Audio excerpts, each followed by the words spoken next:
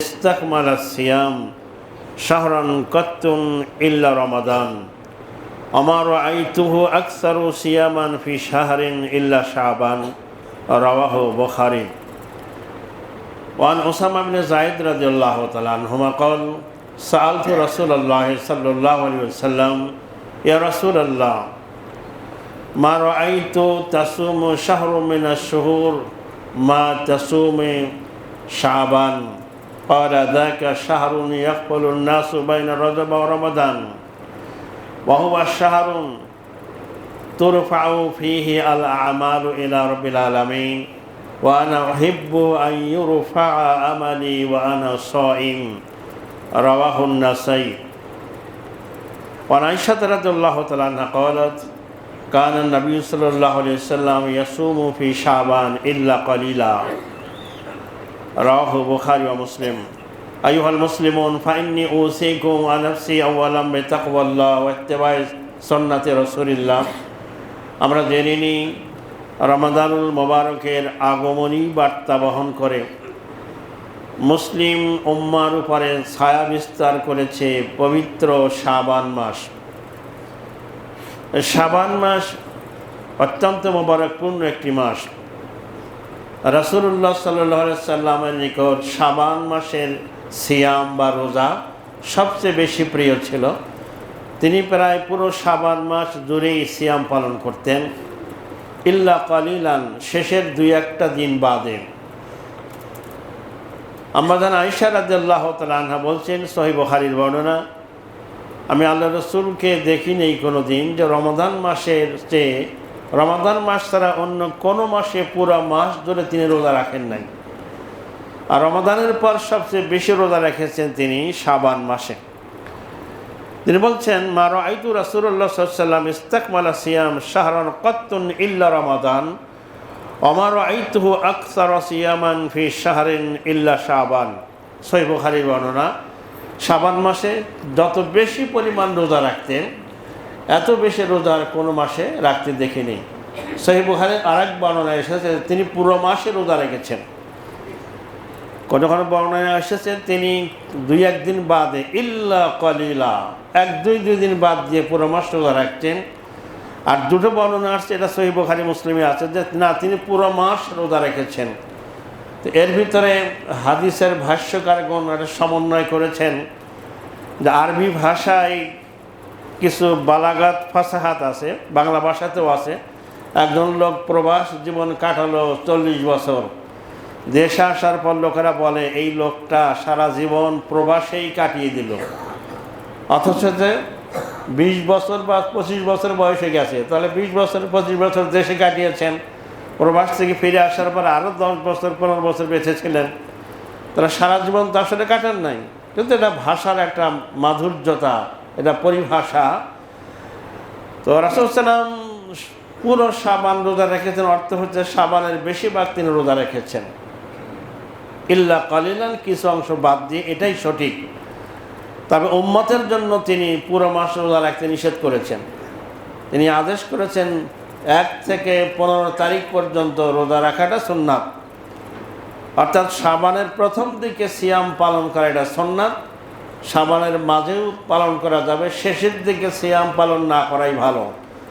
রমাদানের প্রস্তুতি গ্রহণ দরকার আছে। রাসূল সাল্লাল্লাহু আলাইহি ওয়াসাল্লাম একজন খুব প্রিয় সাহাবী ছিলেন, বয়সে খুবই ছোট, উসামা ইবনে যায়েদ রাদিয়াল্লাহু তাআলা আনহুমা। তিনি একবার আল্লাহ রসুলকে জিজ্ঞেস করছেন, তিনি বলছেন, কুলতু ইয়া রাসূলাল্লাহ, আমি বললাম হে আল্লাহ রসুল, মা রাআইতু তাসুমু শাহরাম মিনাশ শুহুর মা তাসুমু শাবান। আপনাকে আমি শাবান মাসে যত বেশি পরিমাণ রোজা রাখতে দেখি, আর কোনো মাসে তো এত রোজা রাখতে দেখি না, এর কারণ কি? রাসূলুল্লাহ সাল্লাল্লাহু আলাইহি ওয়াসাল্লাম দুটো কারণ বললেন, ভালো করে মনে রাখবেন। কয়টা কারণ? দুইটা কারণ। প্রথম কারণ হচ্ছে তিনি বলছেন, যাকা শাহরুন ইয়াগফুলুন নাসু বাইনা রজব ওয়া রমাদান। এই মাসের ভিতরে, অর্থাৎ শাবান মাসে পৃথিবীর বেশিরভাগ মুসলিমগণ গাফেল থাকে, উদাসীন থাকে। কারণ এই মাসটা পড়েছে দুটা পবিত্র মাসের একদিকে 4টা সম্মানিত হারাম মাসের একটা রজব মাস, আর এর আগে আমরা হারাম মাসের আলোচনা করেছি। হারাম মানে পবিত্র, হারাম মানে পাপাচার, নিষিদ্ধ। আল্লাহ রাব্বুল আলামিন কোরআনে কারিমে বলেছেন 12 মাসের মধ্যে 4টা মাস হলো হারাম, তার মধ্যে রজব একটা। তো শাবান মাসের এক প্রান্তে আছে পবিত্র হারাম মাসের 4 মাসের 1 মাস রজব, আর এর পরের মাস রয়েছে সাইয়্যিদুশ শুহুর, সর্বশ্রেষ্ঠ মাস রমাদান। মাঝখানে পড়ে যাওয়াতে এই মাসটা হয়েছে বেচারা, মানে এই মাসে লোকেরা তেমন ইবাদত বন্দেগী করে না। কারণ তদানীন্তন পৃথিবীতে এখন আরব জাহানের লোকেরা রজব মাসের মূল্যায়ন করে, যেহেতু এটা হারাম মাস। সাহাবে সমাজ এবং আগের যুগের তাবেইন, তাবাইনগণ, মানে আমাদের সালফে সালিহিনগণ, তারা রজব মাসকে খুবই মূল্যায়ন করতেন। তাহলে রাসূল সাল্লাল্লাহু আলাইহি ওয়াসাল্লাম বলছেন যে এই 2টা মাসের মাঝখানে পড়ে যাওয়াতে বেশিরভাগ মানুষ উদাসীন থাকে, গাফিল থাকে, ইবাদত বন্দেগী তেমন করে না। সবাই মনে করে রমাদান আসুক, তারপরে কোরআন তেলাওয়াত করব, তারাবি পড়ব, তাহাজ্জুদ পড়ব, সাহরি খাবো, দান খয়রাত করব।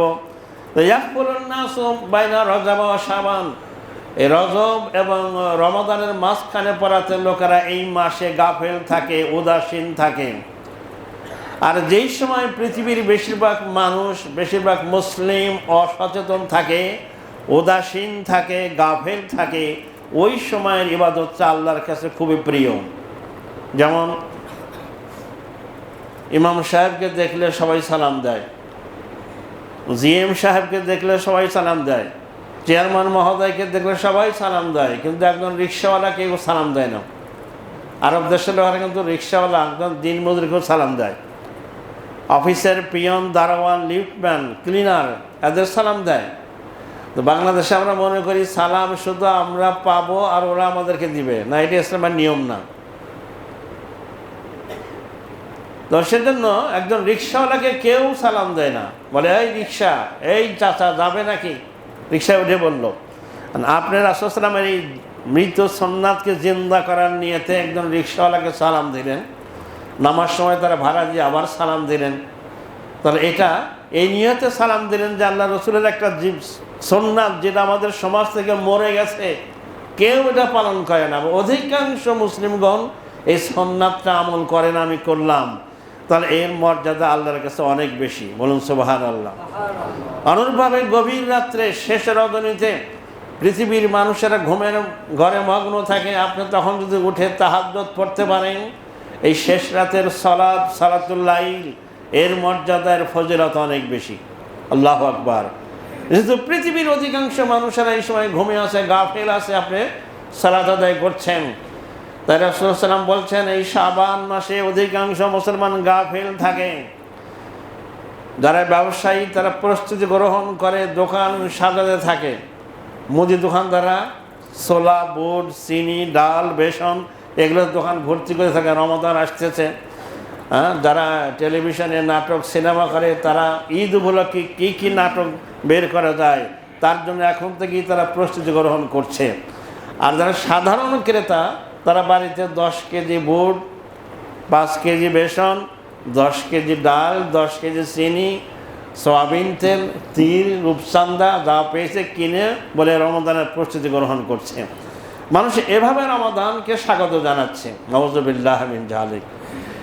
তো যেই সময় পৃথিবীর মুসলমানগণ গাফেল থাকে, নফল রোজাও রাখে না, শুধু দুনিয়ার, এই তথাকথিত দুনিয়ার জন্য মানুষ ব্যস্ত থাকে, সেই সময় তাই আমি বেশি বেশি এই শাবান মাসে সিয়াম পালন করি, বলেন সুবহানাল্লাহ। এ হলো প্রথম কারণ।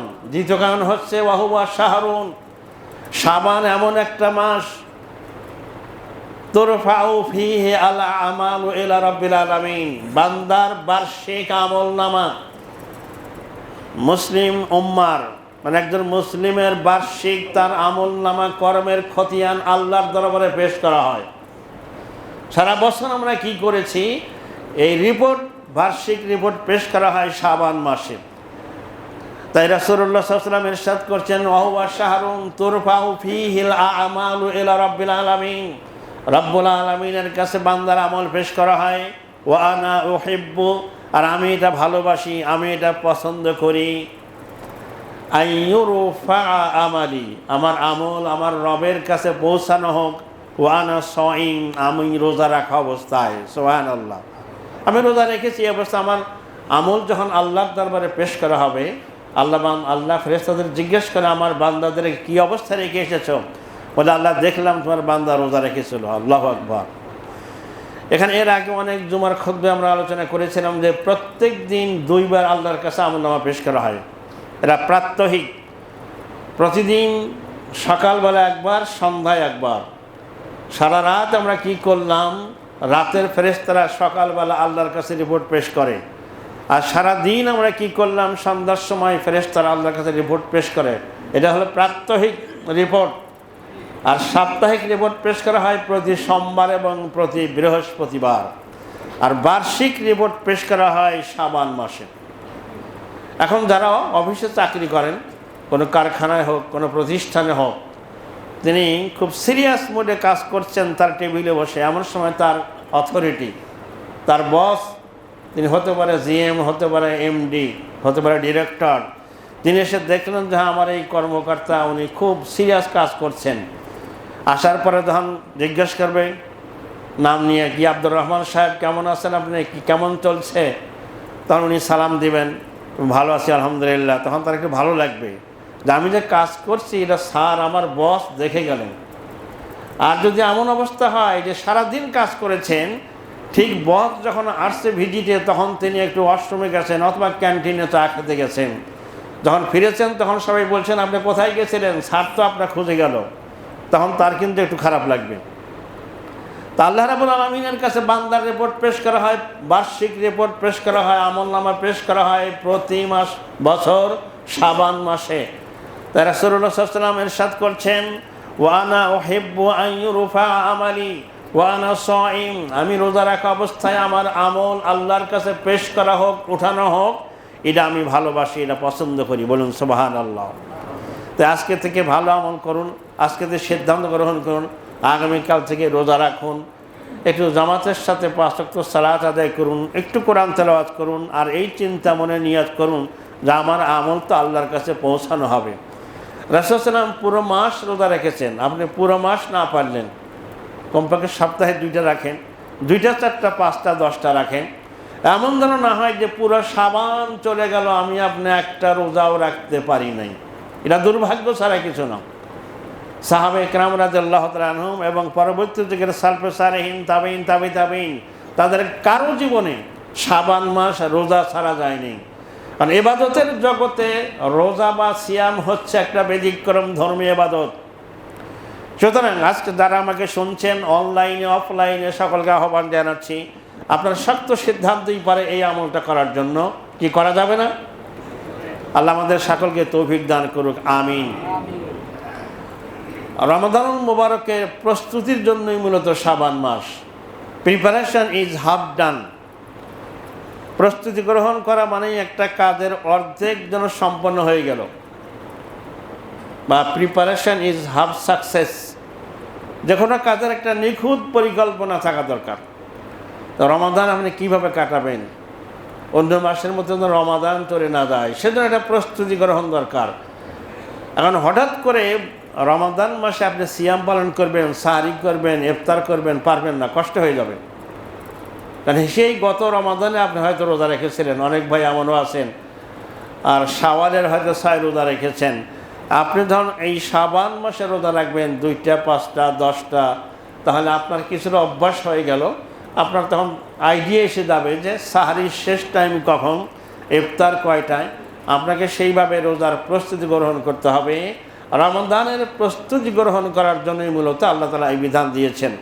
যদিও হাদিসের ব্যাপারে কোনো স্পষ্ট দলিল নাই যে কেন রাসূল সাল্লাল্লাহু আলাইহি ওয়াসাল্লাম এই মাসে বেশি রোজা রেখেছেন, কিন্তু মুহাদ্দিসিনে কেরাম, হাদিসের ভাষ্যকারগণ বলেছেন যে এই পৃথিবীতে যখন কোনো বিশ্বকাপ খেলা হয়, ওয়ার্ল্ড কাপ, ক্রিকেট হোক আর ফুটবল হোক, মূল খেলার আগে একটা প্রস্তুতি ম্যাচ হয়। মুসলিম উম্মার জন্য রমাদান হচ্ছে বিশ্বকাপ, আর তার প্রস্তুতি ম্যাচ হচ্ছে শাবান মাসের রোজা। আলহামদুলিল্লাহ। তাই শাবান মাসে বেশি বেশি রোজা রাখবেন, বাসায় মা বোনদেরকে রোজা রাখার জন্য উদ্বুদ্ধ করবেন। শাবান মাস। আল্লাহ তাআলা আমাদের সকলকে শাবান মাসের ফজিলত নসিব করুক, আমরা বলি আমিন। আমাদের দেশে মানুষেরা শাবান মাসের রোজা রাখে, যারা শুধু 15ই শাবান রোজা রাখে। তো আমাদের একটা মত হচ্ছে শুধু 15 তারিখ, যেটাকে আমরা শবে বরাত বলি। শবে বরাত বলতে ইসলামে কিছু নাই, হাদিসে এটাকে বলা হয়েছে লাইলাতুন নিসফি মিন শাবান। কেমনে কেমনে বাংলাদেশে এরা শবে বরাত হয়ে গেছে। শুধু লাইলাতুন নিসফি মিন শাবান রোজা রাখা এটা বেদাত। কমপক্ষে আপনি শবে বরাতের আগের দিন রাখেন, শবে বরাতের দিন রাখেন, পরের দিন রাখেন, তাহলে 3টা রাখা হলো। 3টা রাখার কি ফায়দা? এরা সিয়ামে আইয়ামে বীজ, প্রতি মাসে 3 দিন রাসূল রোজা রাখতেন, চন্দ্র মাসের 13, 14 এবং 15। তাহলে এটা আপনার একদিকে শাবানের রোজাও রাখা হয়ে গেল, পাশাপাশি সিয়ামে আইয়ামে বীজ রাখা হয়ে গেল। বলুন সুবহানাল্লাহ।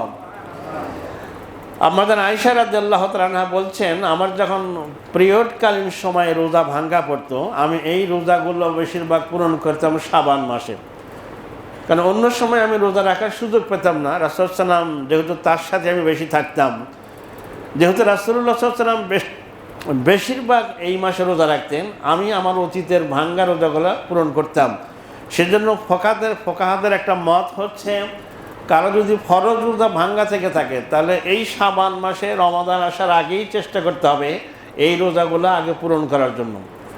যদি কোনো মুসল্লি, কোনো মুসলিম যদি বিগত রমাদানের কাজা রোজা আদায় না করেন, তাহলে তার জন্য এটা কাজাও করতে হবে, ফিজাও দিতে হবে। এটা ফোকাহাদের একটা মত। সেজন্য মা বোনদেরকে এটা জানাবেন, কাজা রোজাগুলো যেন আগে পূরণ করেন, এবং এটা ভাইদেরকে সহযোগিতা করতে হবে, তারা যেন রোজা রাখে উদ্বুদ্ধ করা, তাদেরকে সাহরির সময় ডাক দেওয়া। এখন তো আমাদের সবার হাতে অ্যান্ড্রয়েড ফোন আছে, আজকে সাহরির শেষ সময় কখন এটা জানাটা আমাদের জন্য অনেক সহজ হয়েছে। মানে আলহামদুলিল্লাহ, এই তথ্য প্রযুক্তিকে যদি আমরা ইসলামের পক্ষে কাজে লাগাতে পারি, সম্মানিত মসজিদের মুসল্লিন কিরাম, তাহলে আমরা বলছিলাম শাবান মাসের এই ফজিলতকে অর্জন করার জন্য একদিকে সিয়াম পালন করতে হবে, পাশাপাশি রমজানুল মুবারকের প্রস্তুতি গ্রহণের জন্য রোজার মাসলা মাসাইল, রমজানের ফজিলত তাৎপর্য নিয়ে পারিবারিক বৈঠকের আলোচনা করতে হবে। আপনার ছেলে মেয়েরা তো জানতে পারে রমাদান আসছে, রমাদান কত মহিমান্বিত মাস, এবং সেই রমাদানুল মুবারকের একটা দিন হচ্ছে মহিমান্বিত রজনী লাইলাতুল কদর। আমাদের বাংলাদেশে লাইলাতুল নিসফি মিন শাবান বা শবে বরাতকে যেভাবে উদযাপন করে, মানে লাইলাতুল কদরের চেয়েও শবে বরাতকে বেশি ইবাদত মানুষ করে। সারা রাত মসজিদ ভর্তি থাকে, আর লাইলাতুল কদরের ভিতরে মসজিদগুলো খালি হয়ে যায়। রমাদানের প্রথম দিকে যাই হোক কিছুটা মসজিদ ভর্তি থাকে, রোজার সংখ্যা বাড়তে থাকে, মুসল্লির সংখ্যা কমতে থাকে। একেবারে শেষ দশক, যেই সময়টা রমাদানের মাহেন্দ্রক্ষণ, ওই সময়টা মানুষেরা সব মার্কেটে কেনাকাটি করতে যাচ্ছে। কি দুর্ভাগ্য, কি পোড়া কপাল আমাদের। যদি কেনাকাটি করতেই হয় রমাদানের আগেই সব সেরে ফেলবেন। রমাদান মাসে কোনো কেনাকাটি নয়, রমাদান মাসের জন্য কেনাকাটির জন্য রাখবেন, আগেই কিনে ফেলুন। এবং আমাদের দেশে আরেকটা ভুল বোঝাবুঝি আছে যে রমাদান মাসে যা খাবেন কোনো হিসাব হবে না। বলেন আস্তাগফিরুল্লাহ। একটা জাল হাদিস আমাদের দেশে এটা প্রচার করা হয়, রমাদান মাস তো খাবার মাস না, এই মাসটা তো না খেয়ে থাকার মাস। রমাদানের শিক্ষাই হচ্ছে আপনি কম খাবেন এবং আপনার সম্পদের একটা অংশ গরিব, অসহায়, সুবিধা বঞ্চিত মানুষের জন্য দাঁড় করবেন। রমাদানুল মুবারকের প্রস্তুতি গ্রহণের জন্য এই শাবান মাসে আল্লাহ রাব্বুল আলামিন আমাদেরকে আমল করার তৌফিক দান করুক, আমরা বলি আমিন। শাবান মাসে আরেকটা রাত আছে যেটা আমাদের দেশে বলছিলাম লাইলাতুল নিসফি মিন শাবান বলে। এই রাত সম্পর্কে যত তাৎপর্য আর ফজিলত বলা হয় সবই জাল হাদিস। এই রাতটি হাদিসের দিকে তাকালে দেখা যায় রাতটা ফজিলতপূর্ণ। এই হাদিসটি রয়েছে, হাদিসটি হাসান বলেছেন মুহাদ্দিসিন কিরাম। তাহলে রাসূল সাল্লাল্লাহু আলাইহি ওয়াসাল্লাম বলছেন ইন্নাল্লাহা লা ইয়াত্তালিউ, আল্লাহ তাআলা এই লাইলাতুন নিসফি মিন শাবান বা শবে বরাতের রাত্রিতে সারা পৃথিবীর দিকে রহমতের দৃষ্টিতে তাকান। ফায়াগফিরু লিজামিই খালকিহি, আল্লাহ তার সকল বান্দাদের ক্ষমা করে দেন। বলুন সুবহানাল্লাহ। তবে দুই শ্রেণীর লোককে আল্লাহ ক্ষমা করেন না। কয় শ্রেণীর? ইল্লা লিল মুশরিকিন, যারা আল্লাহর সাথে পার্টনারশিপ আরোপ করে, যারা শিরক করে, যারা মুশরিক আর মুশাহিন, অথবা যারা বিদ্বেষ পোষণকারী। আল্লাহর সাথে যারা বিদ্বেষ পোষণ করে, মানুষের সাথে বিদ্বেষ পোষণ করে, মানে যারা হিংসুক, তারা হিংসুক এবং মুশরিক ছাড়া সকল মানুষকে আল্লাহ ক্ষমা করে দেন। সুবহানাল্লাহ বিহামদিহি।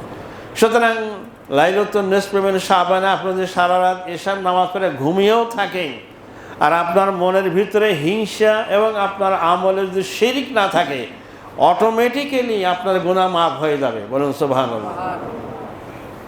সুতরাং আমরা লাইলাতুন নিসফি মিন শাবান বা শবে বরাত উপলক্ষে অনেক কিছু করি, কিন্তু যেটা হাদিস আছে ওটা আমরা করি না। আল্লাহ রাব্বুল আলামিন আমাদেরকে শাবান এবং শাবান মাসের লাইলাতুন নিসফি মিন শাবানের ফজিলত মর্যাদা নসিব করুক, আমিন। বারাকাল্লাহু লানা ওয়া লাকুম ফিল কুরআনিল আযীম ওয়া নাফা'নি ওয়া ইয়্যাকুম বিমা ফীহি মিনাল আয়াতি ওয়ায যিকরিল হাকীম। আকুলু কাওলি হাযা আস্তাগফিরুল্লাহ লি ওয়া লাকুম ওয়া লিসাইরিল মুসলিমিনা মিন কুল্লি যামব ফাস্তাগফিরুহু ওয়া তুবু ইলাইহি ইন্নাহু হুয়াল গফুর।